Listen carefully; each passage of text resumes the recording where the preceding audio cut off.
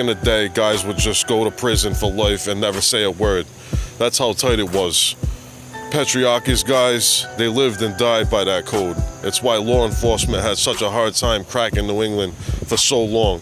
No one talked, even when they knew who pulled the trigger. They couldn't prove it. But here's the thing. When that code started slipping, so did the mob. Look at Joe Barboza. Look at Sammy the Bull in New York. Once the first guy flips, it's like pulling a thread on a sweater. Whole thing starts unraveling. And I get it. Some people hear that and say, why would anyone stay loyal if the bosses didn't always have their back?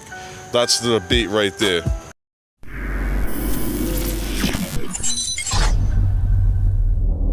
All right, here we go. We have Bobby Luisi, former made man of the Philadelphia crime family. Welcome to Vlad TV. Thank you for having me on, Vlad. Well, you have a very interesting story, and I want to start in the beginning. Okay. So you actually grew up in Boston. I grew up in Boston in the North End in Little Italy. Okay, and what was that like? Well, it was something. I mean, that was headquarters for organized crime at that time.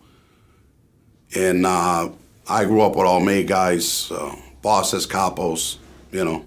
My father was involved with them since he was a teenager, you know, so I grew up around all these people, the Patriarca family. Okay, so the Patriarca family, and it's got a few different names. It's also called the New England Mafia, the Boston Mafia, the Providence Mafia, and also the Office. Yeah. But now we say Patriarca crime family. Okay, why was it called the Office?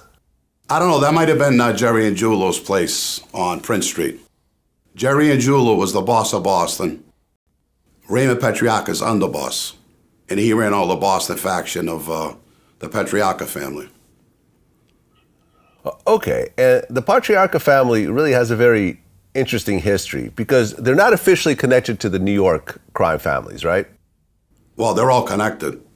Raymond Patriarca was connected with the New York families. And in Springfield, Massachusetts was the Genovese family. Aha. They had a crew down there. Yeah. Okay, because there was a national commission that sort of overlooked all this? Yeah. Oh, yeah. And Raymond Patriarca Sr. was part of that. Aha. Okay.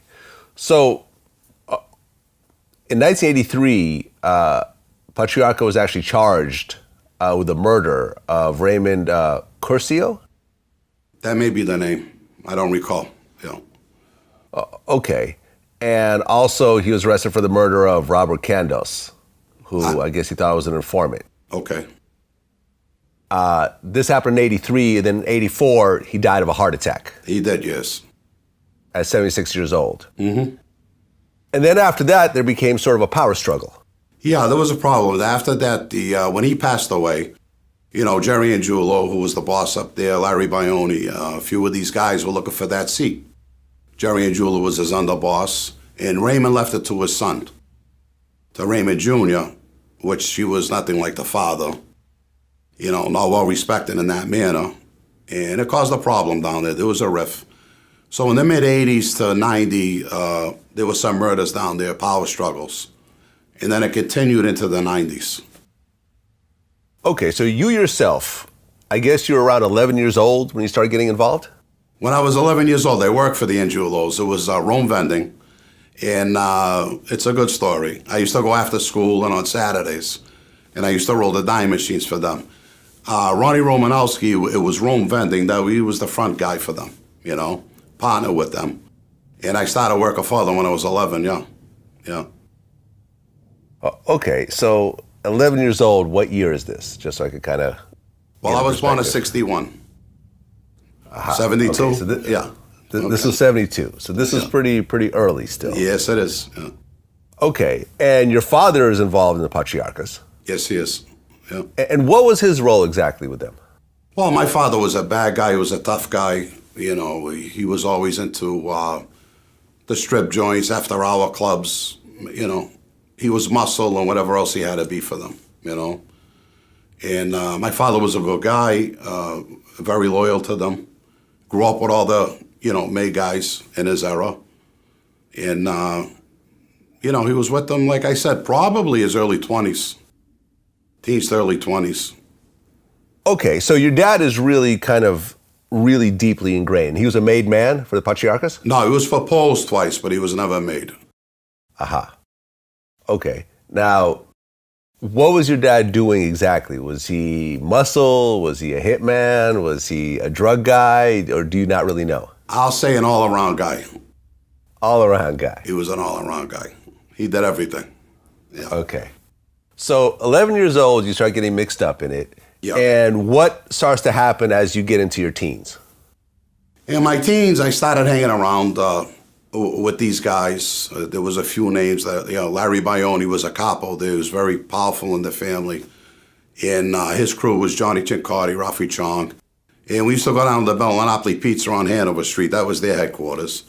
We started hanging around them with them, So we'd be young kids with, $150 shoes on, dressed up every day. Not with suits on, but, nice, And we started hanging around with them. But also at that time, my family also was in the construction business. And I wanted to be a carpenter at that time. I really didn't want to be a gangster, So I started going more to that with my uncles. And I think it was 20 years old, I got my first builder's license. And I had my own construction company at 21. And I was following that up until 30 years old. I was staying away from all of that, But I was still around them all the time. My father was still with them. So, they were everyday faces in the neighborhood, these wise guys. You couldn't miss them, Well, at one point, you actually started to expand into other things like loan sharking, extortion, and drug dealing. What happened, the late 80s, the market crashed down in Cape Cod in my area. And, the area was overbuilt. And at that time, I think I had 3 houses on Martha's Vineyard. I had a condo back in Boston, and I lost everything. So I came home in 90 with nothing, just my 2 kids and a minivan. So the best thing I could do is I put a gun on my back and I went on the street. The Louis C. name was already in the neighborhood, my father and my family. It was pretty easy for me to slide in there. Then I started with the drugs, card clubs, bookmaking, loan sharking, and obviously the drugs. That was the big money maker for me. Okay, so the drugs was your main thing. Was it mostly cocaine? Cocaine. At the height of that drug business, how much were you buying at a time? How many kilos? Well, I had them dropped off at different places, like 4 or 5 at a time. The Colombians would bring to me. I would never, try to get an order of 10, 20, 30, 40 at a time. I was responsible for it, so I didn't want to, just in case. So it was a lot of visits to the safe houses that I had. So you were working with the Colombians at the time? Yeah. Was it Escobar or was it someone else? I don't know what outfit it was, I got to be honest with you. I got him through a contact, a friend, and he was a good guy. We called him the Mole, and there was another guy, Alex.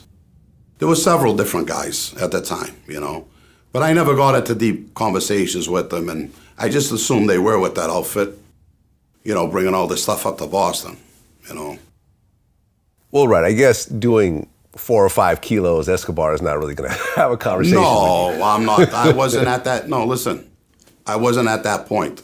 Yeah. I mean, I made millions of dollars with it, but, I'm not going to lie to you.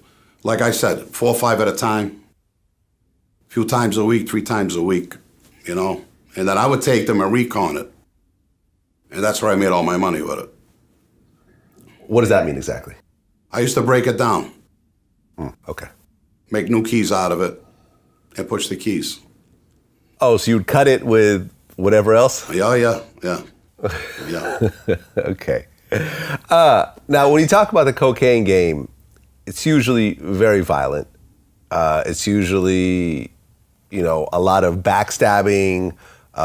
There's dirty cops. There's packages disappearing. There's, stash houses getting raided and so forth. How much of that did you have to go through yourself? Tell you not much. We were very careful. I was never robbed. I didn't have that problem. I mean, there were struggles with other guys that were dealing drugs in different crews. I'll admit that, But we took care of all of that, and we just kept going with it, I mean, you know, there's different areas. I never set myself up. I could have got bigger with the drugs, but I was happy where I was. You know, I made a few million right away and the money kept coming in. So I wasn't greedy with it. I didn't want to expand anymore. I was happy with my operation. It was pretty safe. So the way I was running everything. Well, you had said at one point there was a turf war over the drugs, and there ended up being a number of murders over that. But there was a turf war over the different factions of the family. See what happened, and Frankie Salemi became the boss in the early 90s, and they really didn't want him there. The Boston faction didn't want him there. You know, luckily for him, Joe Russo, Vinny Ferraro, all these guys got picked up and were in prison. And so Frankie just slid in there with his faction, and I was part of his faction for a little while. You know, and the old faction and the guys with them, you know, fought against us. You know, eventually, most of them all got picked up or murdered. I lost some people too, and I was like the last guy standing there for a little while. Well, in 1990, $500 million worth of art got stolen. Yeah. It was rumored that you had something to do with that. Well, I'll tell you this story. It's rumored that Bobby Garanti did that art heist with a few other people. Were involved in it, and Bobby we hooked up together about 93. So it was after the fact that I met Bobby, after they did this robbery. And Bobby Gentile, who they also blame for this, is a main guy in my crew. And Bobby, till this day, claims he had nothing to do with it. But like I said, these guys, they were street guys all their lives, you know. So when Bobby, we were in one of my safe houses, I remember up in Walton, we're sitting on the couch, and Miles Corner comes on TV. They start talking about the artwork. So he turns around to me and says, listen, I know where it is. It's buried under a slab in Florida. He said, can we move it? You know, because at that time we were going to New York, Philadelphia. But I never really moved on. I didn't know, you know, where to move it, who to go to. So I told him no. I said, I got no place to move it. And I dropped the conversation. And I wish I never did, because I could have got more information out of him. You know, Bobby Garanti passed away. When I was getting out of prison in 2013, the FBI came to me over this artwork. And the only reason why I talked about it, because Bobby did pass away, or I would have never got involved with it, you know. But from that point on, I don't know how many documentaries I've been in over that. Even in Japan, they came and did a documentary with me, you know. So I got a lot of attention from that. For the little that I knew, they said was still a lot, so that was good, you know. Well, I mean, the type of art that got stolen was like multiple Rembrandts. There's this one painting called The Concert by Johannes Vermeer, which is the most valuable unrecovered painting in the world. I know. There's a $10 million bounty that the museum actually gave for the return of this painting, which was the largest bounty ever offered by a private institution. Yeah. And when they came to me, there was a $5 million reward at the time from the feds. And believe me, I wish I knew. You know, I wish I knew where this stuff was. But it's funny with that because, like I said, all the attention we got, and the biggest art heist in the world was pulled off by Boston gangsters. I don't think anybody realizes that. On my own podcast, I just did a show with Steve Kirkjian, and he wrote a book on that, Master Thieves. And I guess we did that a few months ago, we did that show. And we go over all of that, all the characters in there, and it was a pretty good show, you know. So they never found the artwork? Never found it, no.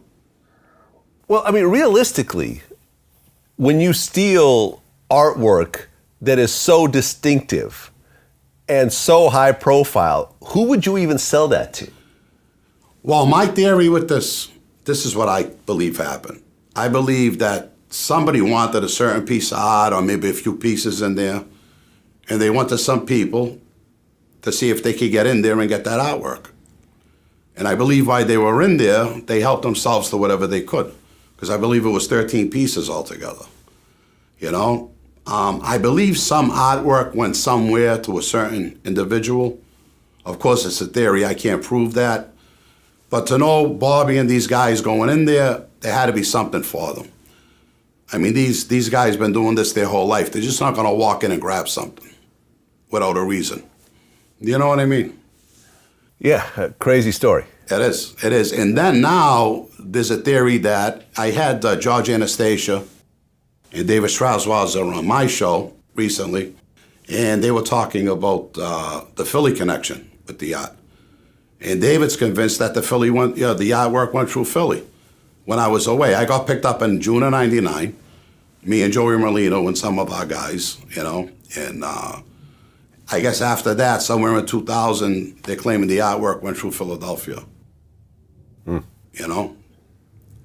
So who knows? Okay. Okay, so here you are, you're involved with the Patriarca family, and there's this whole internal power struggle that's happening, and you know, people are getting shot, people are getting killed on both sides. Yeah. And then November 6th, 1995 comes around. At the 99 restaurant in Charleston. Talk about what happened there. Well, you know, Damian Clemente was a neighborhood kid. Grew up in the North End. My father grew up with his father, Cleo. And, you know, Damian was moving around in the neighborhood. You know, my father kept going after him. And, you know, Cleo got pissed off over that. So there was a little, the night before the shooting, there was an altercation in a coffee shop in the North End where Vinny and Damian and another fella beat up one of my father's guys, you know. And then right after that, they came to me, and I talked to my father after that, and my cousin Ricky Sarro, and we were just going to try to straighten it out. So they went to the 99 restaurant to stay out of the North End. I told them to stay out of the North End, Vinny and Damian. But they went to the restaurant. Who walks in the restaurant? My father, my brother Roman, Ricky and Anthony Sarro, Sonny Bishi all walk in the restaurant. You know, and the kids panicked, and Damian called his father. And his father came down with a gun. There were words went back and forth, and they started shooting. My family didn't have guns on them at that time, you know, so they were just basically slaughtered there. Well, your father got killed. My father, your brother, my brother Roman, yeah. Your cousin, Anthony Sarro, yeah. My other cousin Ricky got another shot. friend of the family. Yeah. Yeah, Sonny Bish, yeah. So you yourself were not there? No, I wasn't there. They called me to go to lunch. Vinny and Damian called me to go to lunch that day, but I had a meeting with somebody, you know, so I didn't end up going. Well, when you heard the news, how did you react? Well, it was, you know, a little shocked. A little shocked. A little shocked. A little that shocked. Your father, brother, and cousin just got killed. A little shocked. A little shocked. A little shocked. Yeah. I was surprised because one of my guys were there earlier to meet them to pick up some of my money. So they went down to meet them at the 99, and Al called me at the time and said I just met them, and then he called me back 20 minutes later, said they were all dead. Someone had called him, you know, so. Well, the guy who did it, it was just one gunman? Well, the father Cleo shot, and Damian's shot his gun, and that's the one that killed my father. Damian's bullet. Okay. And Anthony Clemente was the one who did all the shooting? Yeah. Well, what happened to Anthony afterwards? To Cleo? They both got life in prison. Damian and Cleo. Yeah. Did that bring some level of closure to you, or did you feel like you wanted your own revenge? Well, it's hard for me to talk about that either way, if you could understand that. I mean, that was my family, you know, and that was devastating to the Luisi family, obviously, you know, but, you know, it was hard. You know, nobody wants to see their father and their brother gone and their cousins, you know. No matter what happened between me and my father on the street, he was still my father, you know. But, at that time, a lot of things going on, a lot of guys getting killed. We were doing a lot of things, and, your heart hardens up there a little. You know what I mean? That's why Now, was your mother alive during that time? My mother? Yeah. Yeah. Yeah, she still is. How did your mother take that? Well, to lose her husband and her son. No, my mother divorced my father when I was 2 years old. Ah, okay. Yeah. She's remarried my mother to my father's aunt, though. Yeah. Well, but that was still her son. No. Oh, that wasn't her son. Okay. No. My sister and I were from the original marriage. My father's been married several times, and there were children from different marriages. Got it. You got it? I mean, when that happened, when your father and brother gets murdered, was there a certain level of, I just need to get out of this? Like, no, no? A certain level of what? Well, I'm just like, I just got to leave this life alone. Let me just walk away from all this, because look how close it's hitting the home at this point. No, not at all. Actually, as soon as they got killed, I started putting everything together. I go, whatever my father had and my cousins, I just put everything together back in whole into the family. I was out the next day. There's nothing you could do. That's the life we chose to be in, my friend. My father was a gangster, my brother. They knew what they were doing. It's not like they were civilians, got caught off guard or by accident. No. Life is life, my friend. If you want to be in this life, you got to be able to accept all of this. You know what I mean, Vlad? Yeah. Agabish. Yeah. Well, by 1998, a few years later, you decided to join the Philly mob. Well, what happened, as time progressed in Boston, I was a proposed guy in the Petriarca family. But everything was in disarray at that time. And I'm the type of guy who really don't like to take orders from people, so I wanted to try to go do my own thing. So we went through New York and down to Philly, and I met Joey and the guys down there. And I ended up becoming a capo de Gene in their family.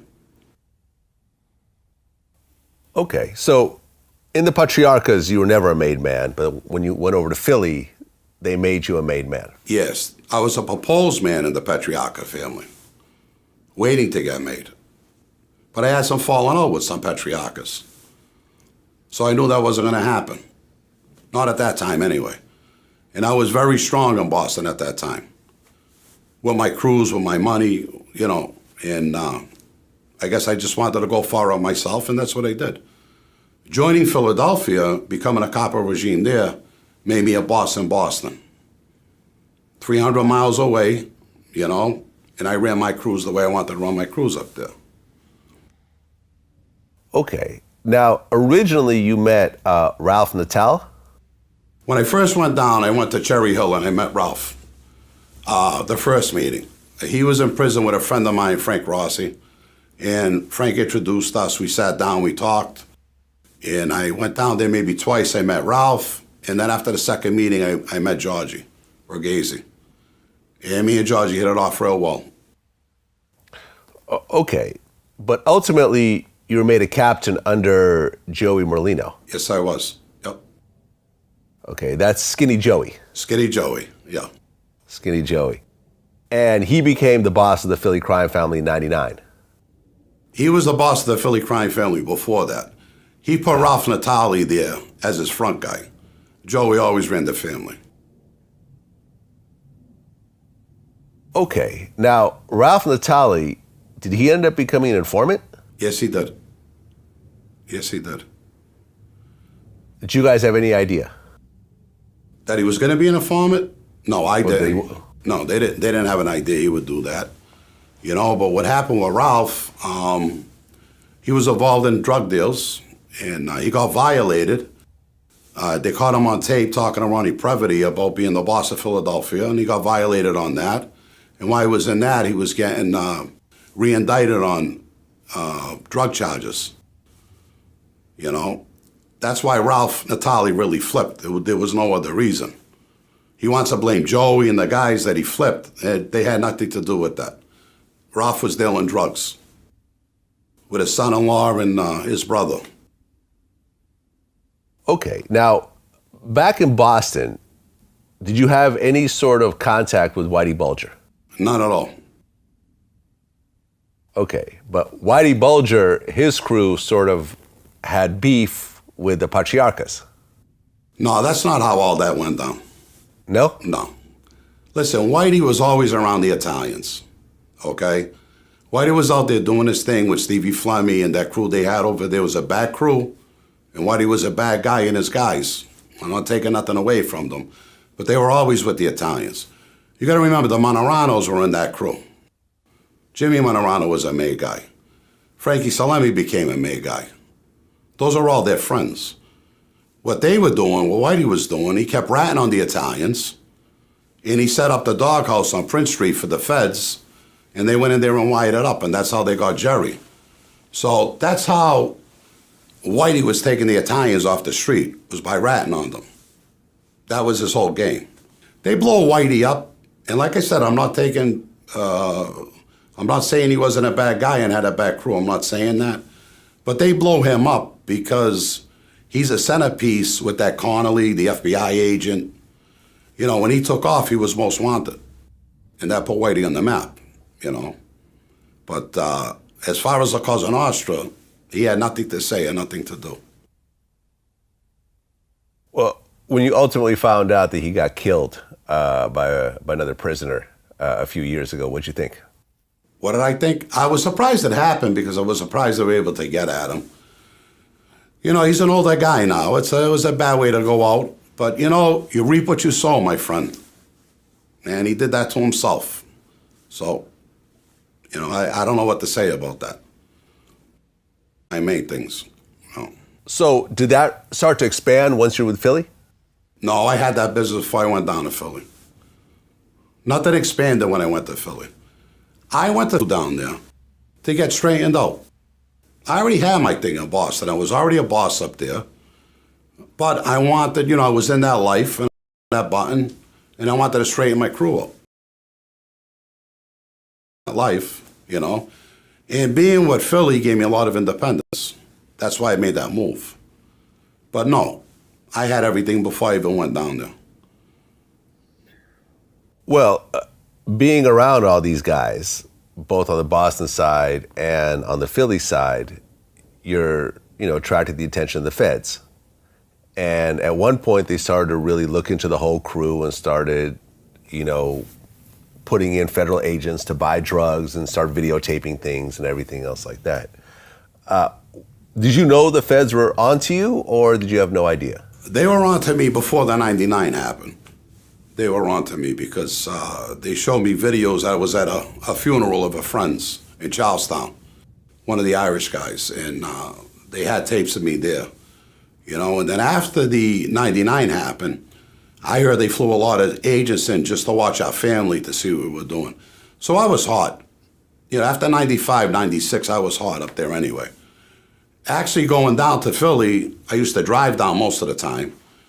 And every time I got to the hotel, when I go back outside, there'd be a plainclothes Boston state trooper car that used to follow me down.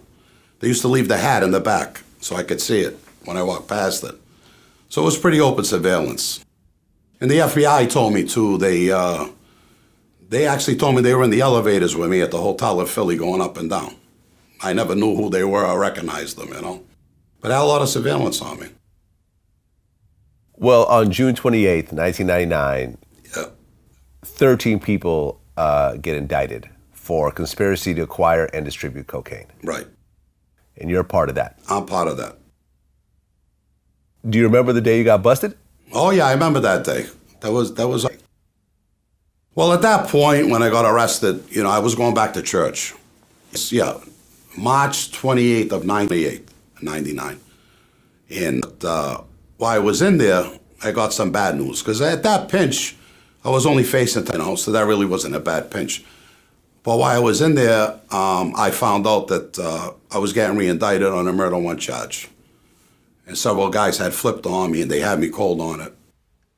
And this came right from an AUSA that had retired from that office, was working in my lawyer's office. So it was first-hand information. And he said, Bobby, they get you cold. He said that you're not going to get out of here. I can get you this 10 to 12, but you're going to be getting life. Everybody flipped on you. on this one particular murder. Now, there was a few, but there was only one particular, you know. So at that point, I had to decide to, you know, lick my wounds or just go fight. What was I gonna do? So now all my friends in Boston were lining up against me. So I didn't want to be a pincushion anymore. So I decided to talk to the feds at that point. Well, the murder you're talking about, that was the 1997 murder of Anthony DiPrizio? I think it was that murder. I'm not sure, to be honest with you. Well, did you admit to that murder as part of your eventually deal? I did. What happened, as negotiations were going on with the feds, things started breaking down. We never fully finished my agreement with them. Because when I started talking with them, I really didn't want to be an informant. I mean, I couldn't do it, you know. So I tried to recant her, and eventually I went to 5 status hearings, and they ripped my agreement up. And I went to trial, I think it was 2002, on the cocaine charges, and I got 20 years on that. Well, with the murder, I guess what I'm trying to figure out is you admitted to the murder of Anthony DiPrizio, but did you get charged for that murder or no? Well, in the superseding indictment, but no, I never got charged for it. When you go in a proffer and you sign papers with these people, they can't come back at you with the information that you gave them. Do you understand? Mm-hmm. Okay? So that murder got out. Yes, it did. And they talked about that murder in the paper. You know, but everything else I told them is under seal. They couldn't use it.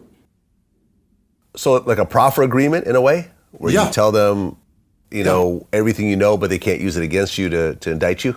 Exactly. Got it. Okay. But here you are facing this drug charge, and the way that the prosecution said that the case is so strong. Murder indictment's coming down. And he said, listen, they got you cold. All your friends are flipping on you. He never told me which murder, you know, it was. But he said, all your friends are flipping on you, and you're not going to get out. They're boasting about it up in the Fed's office that they got you. So he says, listen, I can get you the 10 to 12 now, but he said, when this grand jury is over, you're going up to the next grand jury with this murder, and you're going to get re-indicted and superseded on murder 1. And he said, I can't get you out of that, Bobby. You know how the feds make their cases, they're 94, 96% rate of, you know, winning because they got you all set up at the time, you know. So I had to make a decision then what I wanted to do. He suggested that I talk to them and cut this off now and see if I could get a better deal for myself. And it took me 2-3 weeks before I really decided to do that because it was against my grain. You know, we just set all this up in Boston. I have my own type of family up there, Luisi's, and, you know, I couldn't see myself doing it. But then again, I can't see myself doing life and all these other guys are gonna go home, you know? I was like a pincushion. Every time they picked a guy up there, they let him out to come and get me. I'll give him a deal. So I stopped all that. I went in and I talked to them. During the negotiations with the feds, I told them a lot of things, flat. You know, I'm not gonna lie. I said, negotiations were going on. Sammy the Bull gets picked up in that thing in Arizona. So they come to a meeting, he says, see what Sammy did, we're gonna have to give you more time. I told them about another murder, they came back, well, we're gonna have to give you more time. So the original deal I made with them, they were skating from. So you know what? I decided to flip on them like I do with everything else. And they did a few things I didn't like, and I attacked them a little. And I know it sounds insane, but I did go after the government, you know, and the way I did it was pen and paper. And negotiations broke down, and I ended up going to 5 status hearings, and they ripped my agreement up, and all they could do to me, because the judge said, because I signed those proffers, was take me on my underlying indictment, which was the cocaine. And that was a 20-year sentence. So you end up getting 20 years for drugs? 235 months. I lost the first trial. How old were you at the time? I was 38 when I got picked up in 99. Yeah. So essentially, they're saying you're going to be in prison for half your life, Yeah. half the life you've already lived. Yeah. Just about, yeah. How do you get your head around that? Well, it was a little tough. I mean, I did some little bits, like a week here and there, never a long term. But, I was already in there when this was going on. I was getting settled in. And it was either rat on my friends or do 20 years. And I'd rather do the 20 years, to be honest with you. I just, there's some things in life you can't do. I just couldn't do that. When I first got pinched, they offered me to go back out on the street if I wore a wire. I couldn't do that. Could never do that. Take my friends. I could never do anything like that. So now I got this 235 months I got to serve. In the meantime, I'm waiting for my paperwork to come back so I can file my appeal. And we didn't get my appeal until, I think, 2006. At that time, they changed the guidelines with the leadership roles and everything. So now I win the appeal, was the first one in Massachusetts to overturn a drug case, go back to trial, lose again. It wasn't even a contest, lost again. But this time, the judge had to take off 47 months for the leadership role. So when he did that, I ended up with 15-8, and I got home in 2013. Well, you end up doing almost 14 years. Yes, 13-9, yeah. Yeah. Now, being in prison, and even though you're doing that time, you did cooperate. I cooperated in the beginning. Right, Yes. in the beginning. So, as you're in prison, does the rest of prison yard know that you cooperated? No, they put me in WITSEC units. They had to. Because, listen, this went from Boston to New York to Philadelphia, and everybody knew what I did, so they couldn't take a chance to put me out in population. And that was another way I kind of screwed myself, that I was upset about. But the units were good, I did a lot while I was in prison. I got a degree in theology, I wrote a book. I taught GED class. Also started courses for the guys that were going home. I did that, and I always worked in prison. Head cook, head orderly, whatever. Right, but and the whole time you're basically in protective custody. Yeah, yep, Got it. yeah. 8 fresh Now, facts. as this is happening, as you're in prison, you're in protective custody, but are you hearing any Infinite words that there possibilities. is, a hit on you, money on your head, or anything else like that? Yeah, I heard a few things came back to me. I heard a few things, yeah. Okay, but nothing ever happened in prison? To me, no. Yeah. Got it. I mean, I fought in prison like everybody else, I had my share of beefs in there, but no, not that severe. So in 2013, you get out. Yeah. Now, was that part of a deal with you testifying against some No, Skinny Joey or no? No, I served my time. I did my 15-8, and I got my good time. And that's how I got out at 13. I got my good time back. Before I won my appeal, I did a lot of fighting. I was moved around a lot. And but when I won the appeal, I got all my good time back. So that helped me. So now from 99, taking off, you do 85% of your time, I get out in March of 13. Before I get out, they come to me over the Guardian Museum, asking for my help on that case. And I told them what I knew. And then they came, at that time there was Enrico Ponzo, he grew up in the neighborhood, and he was on the run too, and Whitey Bulger was on the run. Had nothing to do with each other, but he was out there, I think 13 years. And they caught Rico, and the feds came and told me they wanted to know where I was going because I was getting subpoenaed to that trial. And I told them, I said, I never committed a crime with Rico. There's nothing I could say about him. They said, well, we just wanted to go up there. We're going to ask you about, you were the boss up there at the time, and we're just going to ask you about the structure. So I had to make a decision what I was going to do because I'd been called to grand juries before and pleaded the fifth. But I just did 14 years. I wasn't going to go plead the fifth for this kid. So I went up there with 64 other people, got called on that case, and I believe 2 other wise guys from the Petriacca family were called there, and everybody talked. And that's it. But I made no deal to get out of prison. I did all my time. Got it. Well, because at one point, you know, there was a whole sweep that happened with the Philly mob, where Skinny Joe Merlino gets arrested along with like 46 people. Yeah, that's the New York case. Yeah. Aha. Yeah, got nothing to do with me. Yeah. So at that point, you had nothing to do with these guys at all? Nothing. Nope. Well, and I think Skinny Joey got like $5 million bail, and they had, you know, recorded conversations on him and everything else like that. What ultimately happened with that whole case?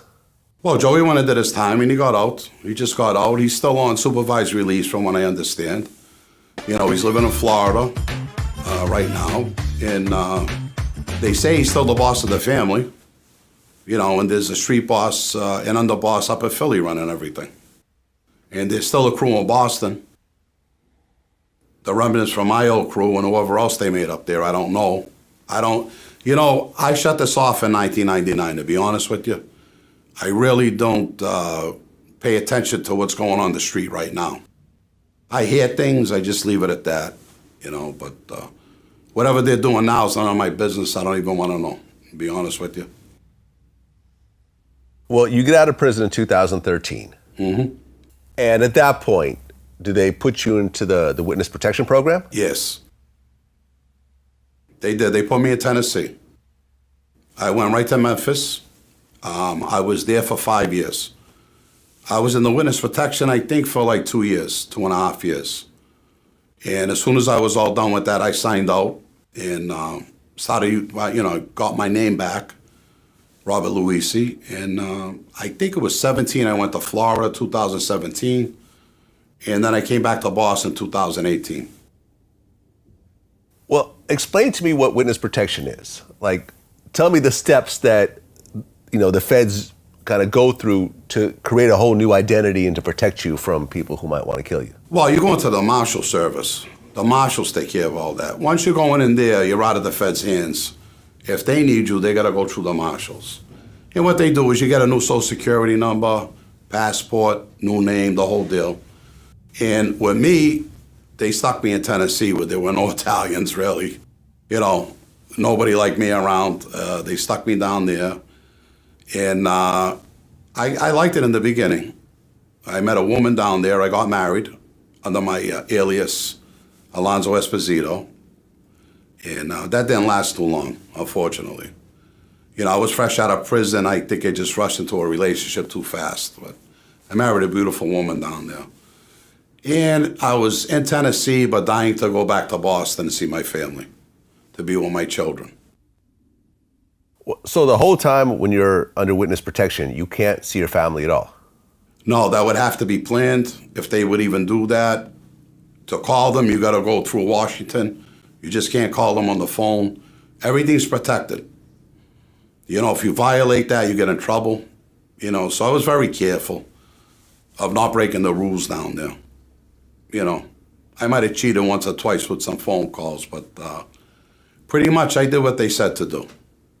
You know, I wanted a new chance at life. That's why I went down there. I really thought I could do it. I didn't want to go back home to Boston at the time because I didn't know what I was going to turn into if I came back home or what was going to happen. Well, what did you leave behind? Like wife, kids? Break it down for me. 3 children at the time, my wife. They didn't go into the program. When I did what I did, they moved to Florida. My wife bought a condo, a home down in Sunrise. And my mother bought a home in Tamarack, and they were living down there. But while I was in there, you know, I had a 20-year sentence. My wife really wanted to be back home with her family, so they lasted a few years, and they went back to Boston. I mean, was there any danger that the mob might go after your family for cooperating? I never believed that, no. I never believed that. You know, it's about our families. We're not, you know, the Sicilian Mafia is different from here, you know. vendettas and everything else, that's really not going to happen. There were guys in the Bonanno family that I was in prison with. They ratted, they were informants, and their kids were still on the street working with everybody. So all that other, unless my son was involved, it might have been a problem for them. Maybe they would have went after him, But my son had nothing to do with that. 13 years old at the time. They're not going to bother nobody. Well, you cooperated, but you don't consider yourself a rat. I never testified against anybody. I didn't. Let someone come and say I put them in prison. I did the wrong thing, Vlad. I'm not going to say that I didn't. I should have never did that. And maybe you could call me a rat, I don't know. But did I rat? No. Did I put one of my friends in prison? No. I didn't do it. I couldn't do it. Well, at one point, you actually left the witness protection program. Yes, I did, yeah. How many years in did you leave? I think it was 2 years. I think maybe a little over 24 months, and then I signed out. Was there something that happened that made you feel like, okay, I'm going to get out of this program now? No, not really. I got a great job. As soon as I got out of prison, I have a background we talked about earlier in construction. I got a job right away when I got out, when I hit Tennessee. I got a supervisor manager job. From there, I worked for Sandusky Cabinets. They were out of Chicago. They had a big plant in Tennessee. I went there, I was a quality control manager for them. I had all my insurances, I had everything I need. I had beautiful cars, and we had a house, and I just didn't feel I needed the marshals anymore. Well, you said you actually prayed for your old Philadelphia mob friends, especially Marlino, in his time of trouble, and you hope that he finds a way out. Yeah, I do. For all of them, to be honest with you. I really do. I mean, the life today, it's not like when I grew up with the wise guys in the late 70s and the 80s. That was the time, Joey's father was an underboss in the family years ago before he went to prison. Joey's the same thing, George. They all grew up in this life, all around these guys. But it's not what it used to be. It's not like that anymore. It's sad. They just had a meeting in Philly in 2015. They made a few guys, and one of them was wired. I mean, where are we going with this now? And then again, they got my friends on tape. I know, I call them my friends. I don't know what they call me, Vlad, but I don't care. If there's one thing I learned, I had a degree in theology, and I also have a book up on Amazon, God's Plans Revealed. And I believe it's not what they think about you, it's what you think about them. I don't have hate or malice in my heart for anybody. Well, you said, I know they'd like to kill me, but I have love in my heart for them. Yeah. I had an awakening. They have to come to a point where they say, I had enough of this. Yeah. That's something you got to do on your own. No one could ask you, force you to do that. When that thing happened to me in 98, I wasn't going to say I denounced God, but it was hard for me to believe with the things that we were doing. But when I seen what I saw, I knew there was a devil, and I knew there was Jesus Christ. And that changed my life. I went from that night being a die-hard gangster to want to see Christ, to be honest with you. Because I wanted to know what happened to me, why this thing happened to me. And I got my answers when I searched. Well, and then at one point you became a pastor. I was a pastor. What happened when I married my wife down there, I was going to different churches, and she lived next door to a bishop, had a black church. Great guy, Bishop Coleman. He read my book. So after he read the book, he wanted me to come and teach in his church. And so I went in there. I was an assistant pastor for a short time in Bishop Coleman's church. Yeah, it almost reminds me of like Michael Franzese, who's been a regular on my show, who kind of wins that same type of field. Yeah. Mike's a great guy. We did, Mike and I did Comedy Central in 2017. There was me, Frank DiMatteo. You had him on the show too, Frank. Yep. Mm-hmm. Us three were there with the fake Donald Trump. Oh, it was a great show. Great show. Yeah, Mike's a good guy. He's doing great too. God bless him. You know. He is. Yeah, he really is. He really is. Well, one of the things you said is, I did some terrible things. I did bad things. You know. What do you think is the most terrible thing that you did? Wow, what kind of question is that? Just about everything we did was terrible. I mean, you know, you take people's lives, that's not a good thing. You know, that's a terrible thing, you know. Selling drugs, that's you know, could never do that again. You know, I don't like to say it on the show, but I lost my Danielle, my oldest, December 18th of 2019. She passed away. You know, it's all these drugs on the street. I feel more bad about the drugs than I do about the actual murders, to be honest with you. People ask me all the time about that. You know, how do you feel, what you did? It was me or them, or my friends, or my family. When we're in that life, we feel we're more, it's like being in the Marines. You know, you get an order to go, you go. I mean, that's it. We're not civilians anymore once we take that oath and look Cosa Nostra. So, a lot of that terrible things and hurting people and things I did, I think the worst thing we did was sell drugs. I have to be honest with you. So your own daughter died from a drug overdose? Yes, she did. Wow. Yeah, my Danielle. How old was she at the time? 36. 36. Well, that's tough. Beautiful That's girl, tough. too. Sad. I mean, how do you get your head around that you lose your daughter from drugs, but then you also have to think that some of the drugs that you pushed probably did that to other fathers and mothers, losing their kids? That's what I'm talking about, Vlad, when I say I feel terrible. Yeah. You know, actually, like, you know, I have a show on YouTube right now, the Bobby Luisi Show. And we have some counselors coming on there now, local people that are helping people right now. And we're hoping within the next month we'll start producing those shows on my show. And my main goal now is just to help people in the community and Through spectacular movies like The Godfather and Goodfellas and with it. But ultimately, I've interviewed, there's always these busts that happen where 20, 30, 50 people get indicted. People are given double, triple life, plus 5, you know, to drugs. Michael Franzese has a similar story as well. Mm-hmm. The level of backstabbing and snitching and death and murder and everything else like that is always seems to so much more than whatever the good times are at the height of you know, their careers. Why do you think so many people still continue to do it and how people still get into it knowing that's what's going to happen ultimately? Well, I got to say this. In my neighborhoods, I don't see too much of that, but there are guys that are still bucking for those positions. They're out there, you know, because, you know, I got to say in my generation, it was there on my face every day.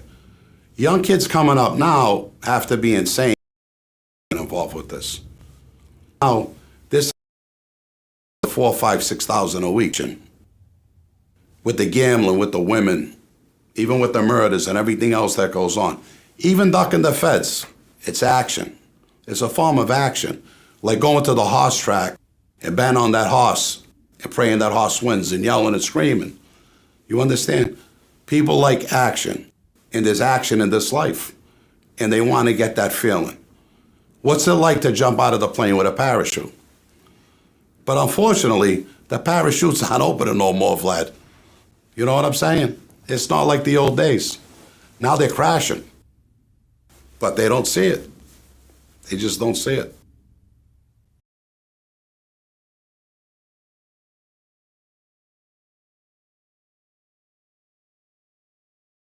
Yeah. Yeah. I almost did life in prison over rats and informants. Am I going to come back out on the street after doing 14 years and put myself in that same position again? You have to be insane. It's insanity. No? But some of these guys do.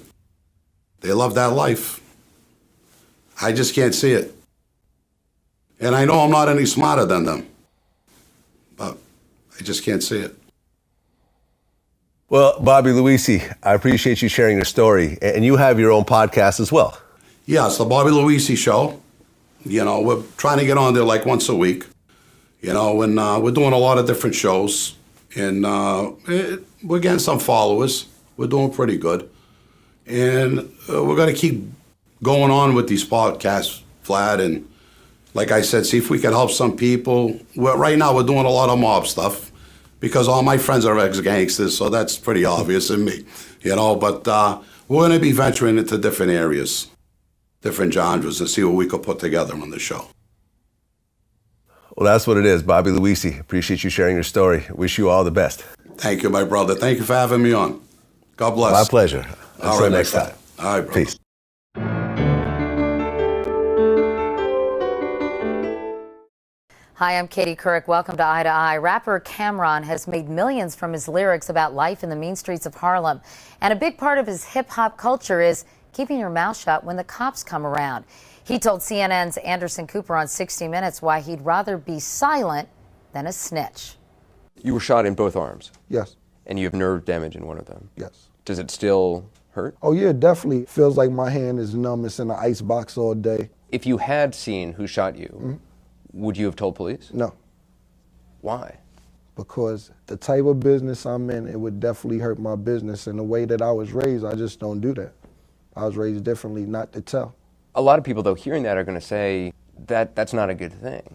The people that say it's not a good thing are most likely the people that don't buy my records. You know what I'm saying? The people that buy my records kind of understand where I'm coming from. I have a fan base of 500,000 people, which means every time my album comes out, I sell 500,000 on a good day, on a bad day. On a great day, I sell 2 million records.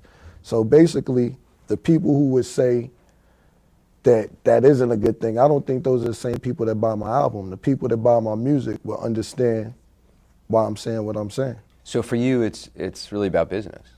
It's about business, but it's still also a code of ethics. Like I said, I'm raised from where we wasn't raised to tell. You wasn't brought up to say, hey, this guy did that, this guy did that. It's kind of like, not saying go do something bad to the person who did something to you, but it's kind of policing your own community. If there is a serial killer living next door to you, though, and you know that person is, killing people, would you be a snitch if you called police and told them? If I knew the serial killer was living next door to me, Yeah. no, I wouldn't call and tell anybody on them, but I'll probably move. Like, I'm not going to be around because I don't need to be living around serial killers, but I'm not going to call and be like, put the signs up like, yo, the serial killer's in 4E. It's not your responsibility. Exactly. Is there any situation where you think it's okay to talk to the police? Yeah, definitely. Say hello, how you feel, everything all right, period. Do you worry about the message that a kid listening to your music is getting? Oh, no, I wouldn't, because basically it's parental advisory on all music. If you're not 18, you have a parental advisory on there, and parents, they don't sell it to you if you're not over 18 without it. So if you let your child pick the music up, that's more a responsibility of a parent. But the truth is, it's not really your concern, the ramifications of this. I mean, that if no one comes forward, the murder rates, no one will get convicted of crimes, or fewer murderers will get caught. That it doesn't really matter to you because this code is more important. Much so, definitely. Living by this code, maintaining street credibility, that's more important. Definitely. New England's underworld, patriarcha, and the mob's tight grip. Yo, let's talk about the New England mob. Not that watered down Hollywood version, I'm talking the real thing. The stuff that went down right here in our backyards. People forget, man. Rhode Island wasn't just coffee, milk, and clam cakes. This place was a straight up power seat for the Patriarcha crime family. Raymond Patriarcha ran the show out of a vending machine shop on Atwells Ave. Like imagine running a whole New England rackets from a spot called Coin-O-Matic. That's some boss level shit right there. Everything went through him. Bookies, Shylocks, union deals, and even beefs in Boston had to get a nod from Providence before they went down. And here's what makes it wild. Patriarcha didn't just run Rhode Island. Nah, he was calling shots in Boston, Worcester, Hartford, even out towards Springfield. The whole New England under one flag. That's rare. Most cities got their own boss. Up here, one man, one crew, tight grip. That grip came with drama. Boston's Winter Hill Gang and Whitey Bulger started pushing in. The feds turned the heat up. And by the time Patriarca passed, the cracks started showing. Power fights broke out. Guys flipped left and right. Indictments dropping heavy. Providence stayed gritty though. Federal Hill still had that mob pulse for years after. This ain't ancient history either. People think the mob's gone, but nah, it's just got quiet. Low key. No more public hits like the 60s and the 70s. But those old crews, they taught the next generation how to move under the radar. So when you walk around and when you walk through Providence at night, think about it. The same streets where guys like Patriarca, Joe Onion Barboza, and Cadillac Frank used to run plays, the ghosts are still here.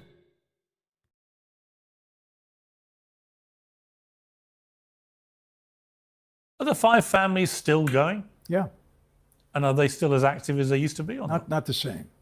You know, the golden You don't really years- hear much about the mafia anymore. You don't. Is that deliberate? That they understood if you put your head above the parapet like Gotti, it's just a recipe Absolutely. for disaster? It's deliberate in that regard, and because they're not as active as we once were. The golden years of that life, if you want to call it that, from the early 50s, late 40s, early 50s to the mid 80s when they started killing everybody off with the Racketeering Act. But before that, that's when we had a lot of power and a lot of control. After that, things changed.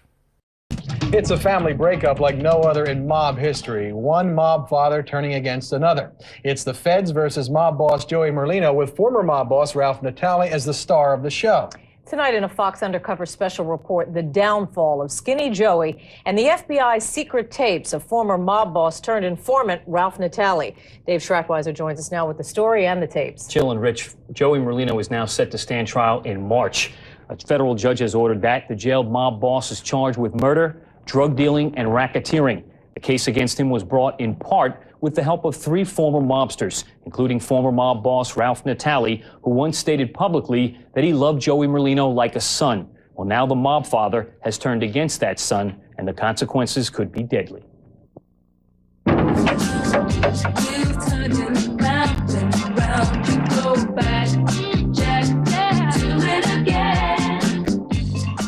If Joey Merlino had a weakness, it was gambling. He called himself a degenerate gambler. The more he gambled, the more money he needed. Joey was about making money wherever he could make money, grabbing a buck here, grabbing a buck there. And when I say it wasn't real sophisticated, it wasn't. It was very typical, hang on a corner, what do we got going today kind of thing. And even though he became the underboss and then the acting boss, he still had that mentality. I mean, you listen to the tapes, he and Previty and Joey saying, you know, who can we rob? What can we grab? Can you get me some Rolexes? I could sell them on the street myself. Merlino's love for money led to many battles. John Stampa, who headed the mob in the early 90s, got so frustrated with Merlino's gambling and disrespect for his leadership, he plotted to kill Merlino nearly a dozen times, all unsuccessful. The guy had 9 lives. I mean, they put bombs under his car. The bombs didn't go off. You know, they're setting up ambushes, and it never happened. So yeah, in a lot of ways, you know, somebody told me a while ago, you know, in that particular business, it's good to be smart, but it's better to be lucky. And Joey was very lucky for a long time. Going to Disney World. Going to Disney World? But when Merlino's luck went bad, he stopped paying his debts, which mob watchers say ran into the hundreds of thousands of dollars. He was a great one for, he won the bet, and as soon as he won, you better get the money up. When he lost, you had to track him down, and a lot of times you didn't pay it. Fed up with Merlino's missteps in 1998, the New York mob fathers put out a contract on his life. They were willing to pay $500,000 to whoever took the contract. Merlino just laughed it off. I mean, the number we're hearing is $500,000. $500,000, I'll kill myself. Joe Merlino's the kind of guy who's going to say to himself, you know, I don't know what the rest of my life's got. So while I'm living it, I'm going to live every day like it's my last. As long as Joey stayed with that core group of guys who grew up with him around 12th and Wolf, the feds could never get inside that inner circle. When he started to drift outside it, when he started to deal with Ralph, when he started to deal with Previty, he's jammed up. I felt like Monica Lewinsky. Jammed up is an understatement. Merlino and his crew sit in jail today thanks to mob captain Ron, who wore a wire on them, and mob boss Ralph Natale, who betrayed them. Isn't that something? These rat bastards, they make up stories. That's exactly what they do. Oh, my God. Ironically, those are the words of former mob boss Ralph Natale, captured on secret FBI tapes, obtained exclusively by Fox Undercover, and never before heard in public. They try to make people cooperate. They don't mean to tell them the truth. Cooperate with them. In other words, what they want to do. The year was 1995. Then it was mob boss Natale complaining about rats, the kind that can bring down an entire mob family. Natale blasted mobsters who betrayed La Cosa Nostra. But this stuff where they allow informants to walk clean and clear away. The so-called people who did the shooting are away, and now they're putting other men in jail. I don't understand it. Fast forward to 2000. Now Natale is a rat himself. His words may bring down Merlino and his crew. It's a racketeering case bolstered by Previty, who made dozens of secretly recorded tapes, and Natale. It's rats. It's a show when they kill somebody in South Philly, ain't it? The government's case against Merlino and the others paints a violent picture. My sister's a widow at 29. First, the murder of Billy Veazey, the brother of government informant John Veazey. Next, it was the gangland-style killing of Anthony Tura, who made the fatal mistake of getting caught on tape saying he wanted to throw hand grenades into Merlino's home. The attempted murder of Joseph Cianglini was caught on videotape by the FBI. Now Merlino, Mazzone, the mob's number 3 man George Borghese, and longtime Merlino pal Marty Angelina stand charged in the case. Merlino's boyhood friend Tommy Scafidi is pointing the finger at this crew. Scafidi says he was there when the attempted hit went down. You have in Philadelphia a street gang in mob disguise. A viewing being held tonight for a man gunned down while on trial for attempting a mob hit. 61-year-old Anthony Tura shot in front of his South Philadelphia home last Wednesday. On his way to court, we're investigating Tura's murder. Meanwhile, the ceremony will take place at St. Edmund's Catholic Church in South Philadelphia. Merlino has no involvement in the hit. DJ Feastless video. Stop snitching. Then and now. What's